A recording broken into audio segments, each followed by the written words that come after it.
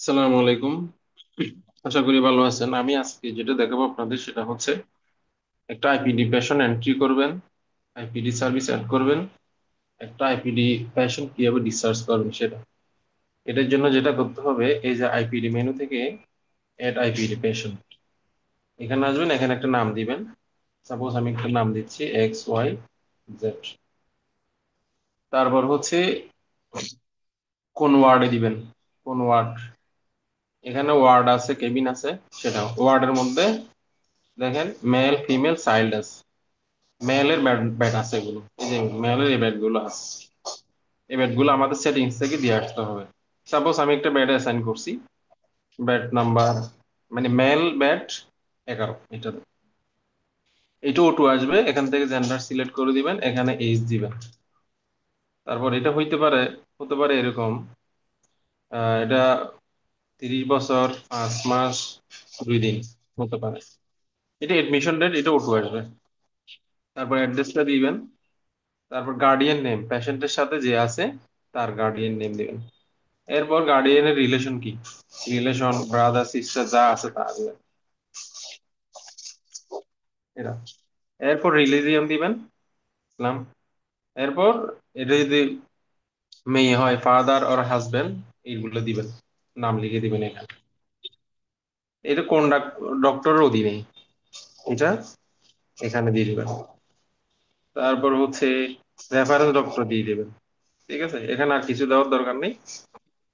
এটা কোনো এমপ্লয়ির অধীনে যদি হয়, কোনো এমপ্লয়ির রেফারেন্সে যদি আসে সেটা। আর পেড,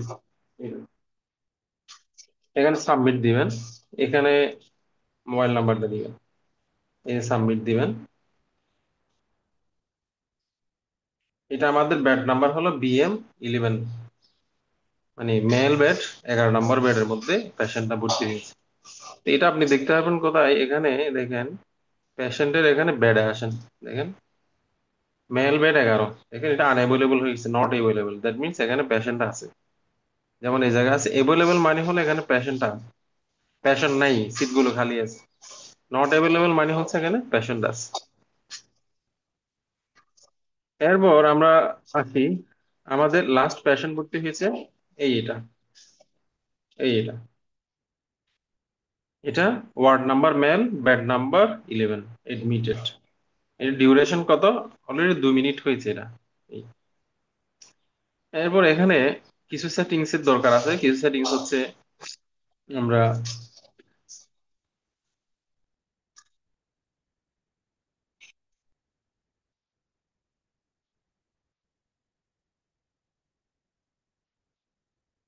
এখানে এডমিশন একটা ফি আছে, এডমিশন ফি আছে।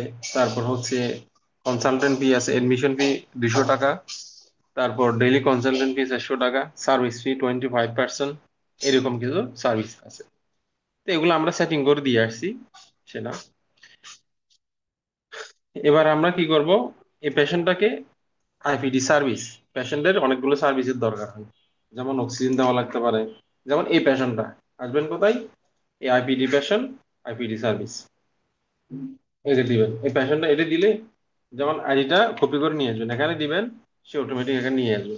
এই যে এটা ভর্তি হয়েছে সেটা। আপনি একটা সার্ভিস অ্যাড করবেন এর, ধরেন ইনডোর কনসালটেন্ট, এটা অটোমেটিক 400 চলে আসছে।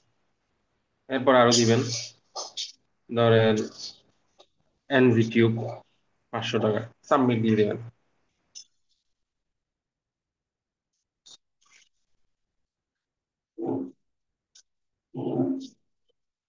এই যে তার ইনভয়েসটা এখানে জেনারেট হবে।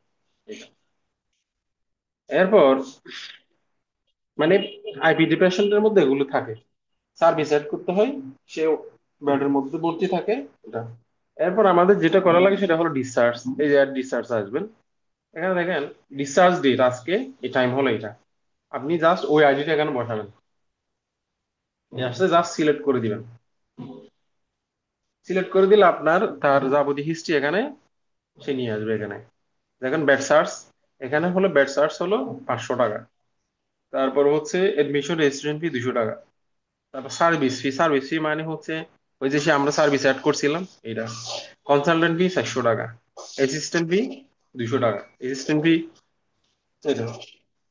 তারপর সার্ভিস চার্জ হলো 0.25%। 25% মানে হচ্ছে টোটাল বিল যা আসবে তার 0.25% এত হয়। টোটাল বিল হলো ফাইনাল এত টাকা, নেট পেয়েবল এত টাকা। তো এখন কাস্টমার যখন আসবে এখানে ডিসচার্জ সিজনটা দিবেন। কাস্টমারকে বিলটা দেওয়ার দরকার হতে পারে, কারণ সে বিলটা নিয়ে তদবির করবে, কিছু ডিসকাউন্টের ম্যানেজ করা যায় কিনা এটা চেষ্টা করবে। এটা আপনি জাস্ট এখানে দিয়ে দিলে একটা ডেমো বিল তৈরি হবে। পেশেন্ট ডিসচার্জ হয়ে যাবে, জাস্ট একটা ডেমো বিল তৈরি হবে। ডেমো বিলটা হচ্ছে এই যে ডেমো বিল, দেখেন। তার সার্ভিস ডিসক্রিপশন, সে দুইটা সার্ভিস নিয়েছিল। ইনডোর কনসালটেন্ট ফি 100 টাকা, তারপর হচ্ছে এনজিডিও এত টাকা। এই যে তার টোটাল ডিউ হলো এত টাকা।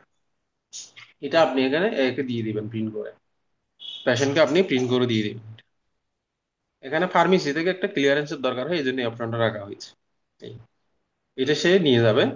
নিয়ে যাওয়ার পর প্রিন্ট করে সে তদবির করে আনলো। তদবির করে আনার পর ধরেন 500 টাকা 200 টাকা সে ডিসকাউন্ট পেয়ে গেল। আবার আসবেন এখানে, এই যে বিয়েতে আসবেন। মূলত সে এইটা এই পেশেন্টটা, এই পেশেন্টটা সে এখন বিলগুলো দিবে। দেওয়ার পরে সে স্পেশাল ডিসকাউন্ট পেয়েছে, ধরেন 500 টাকা পেয়েছে আপনাদের কোনো রেফারেন্সের মাধ্যমে। ডিসকাউন্ট রেফারেন্স ধরেন এমডি সাহেবের রেফারেন্স, এটা লিখে দিবেন। তার মানে তাকে এখন পে করতে হবে কত? 2250 টাকা। ইস, আপডেট দিয়ে দিবেন। আপডেট দেওয়ার পরে এই যে ফাইনাল বিল তৈরি হয়ে গেছে, মানে পেইড হয়ে গেছে। সে পেইড দিয়েছে কত? 2250 টাকা। সে স্পেশাল ডিসকাউন্ট পেয়েছে কত? 50। এটা এটা তাকে প্রিন্ট করে দিয়ে দিবেন। প্রিন্ট করে দেওয়ার পরে সে কি করবে? এটা দেখিয়ে পেশেন্ট নিয়ে চলে যাবে। এখন দেখেন, এবার ইয়াতে আসেন, ভিউআইপিডি দেখা যাবে পেশেন্টটা ডিসচার্জ হয়ে গেছে। যে এখানে দুই ধরনের পেশেন্ট আছে, একটা হলো এডমিটেড আর একটা হলো ডিসচার্জ। এই যে এডমিটেড এগুলো আছে, আর একটা হলো ডিসচার্জ। আপনি এখান ধরে ধরে চার্জ দিবেন, এই যে ডিসচার্জ এগুলো। তারপরে এখন যেহেতু ডিসচার্জ হয়েছে, বেডগুলো BM11 এটা ফ্রি হয়ে যাওয়ার কথা। এটা আমরা এখানে দেখি। এখানে আসলাম, আসার পর হচ্ছে আমরা কেবিনে আসি, দেখেন BM11 অ্যাভেলেবল হয়ে গেছে। এভাবে একটা পেশেন্ট এডমিট করে সার্ভিস অ্যাড করে ডিসচার্জ পর্যন্ত এভাবে করা যায়। আশা করি বিষয়টা বুঝতে পারছেন।